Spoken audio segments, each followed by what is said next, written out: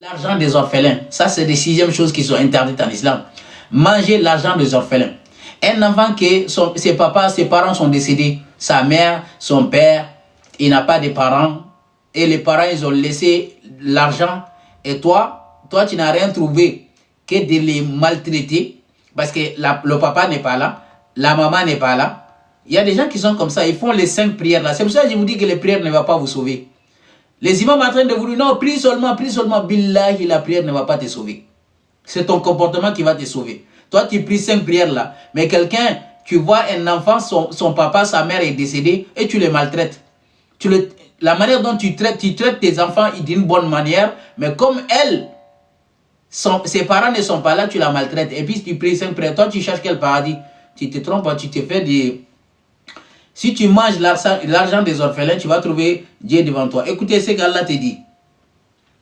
Innal ladzina ya'kuluna amwal al-yatama zulman innama ya'kuluna fi butunihim nar. Allah subhanahu wa ta'ala dit, ceux qui mangent injustement des biens des orphelins ne font que manger du feu de leur ventre. C'est-à-dire quand ils mangent l'argent de quelqu'un, ses parents sont décédés, ils lui ont laissé de l'argent et toi tu continues à bouffer. Allah subhanahu wa ta'ala dit, tu es en train de manger le feu. Tu es en train de mettre le feu dans ton ventre.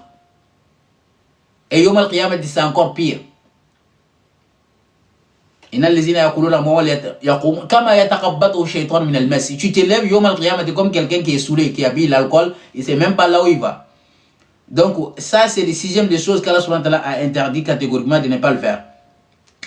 Et 7e des choses qu'Allah subhanahu wa ta'ala a interdit, al-ghishu fil kayli wal mizan. Les fraudeurs là, ceux qui fraudent là. Les fraudes, c'est-à-dire, quand tu es musulman, tu pries 5 prières là. Toi, tu es commerçant. Hein? Tu fraudes les marchandises.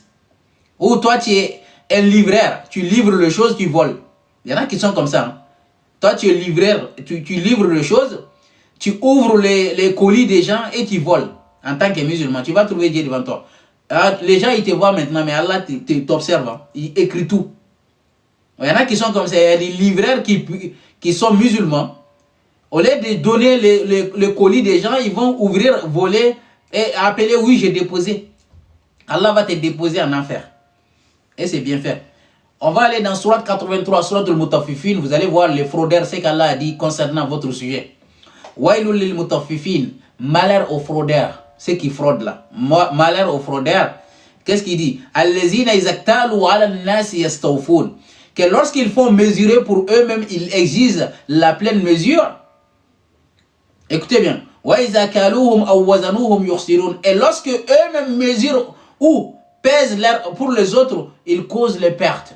Il y a des commerçants qui sont comme ça. Ils ont des balances défectueuses. C'est fait exprès hein, pour essayer de voler les clients. Quand ils rentrent dans leur magasin, ils te vendent des viandes pourries. Je connais. Il y a des magasins qui sont halal, bouchés halal. J'ai acheté 2 fois la viande là-bas. La viande allait me rendre malade. C'était des viandes qui est pourries. Toi, en tant que musulman, tu ouvres une boucherie et tu vends des viandes qui sont déjà contaminées. Tu manges des haram. Tu nourris ta famille avec le haram. Ta prière ne va pas te sauver. Et Yom Arafah, le jeûne de Yom Arafah ne va pas te sauver. Le jeûne de Yom Ashura ne va pas te sauver. Le Hajj ne va pas te sauver. Tu es en train de nourrir ta famille avec l'argent sale. Parce que toi, tu n'es pas un bon musulman. Tu as ouvert une boucherie. Il faut aller toujours regarder la température de la viande. C'est pour cela que quand je regarde bien, les blancs là, les blancs qui sont en France, leurs boucheries, ils sont plus corrects que les boucheries des musulmans. Billah al-Azim.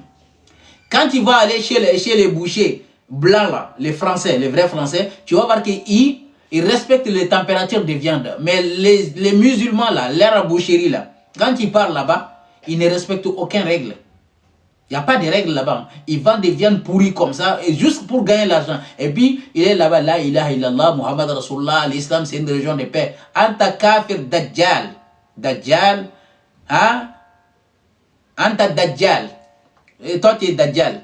Donc voilà, elle n'est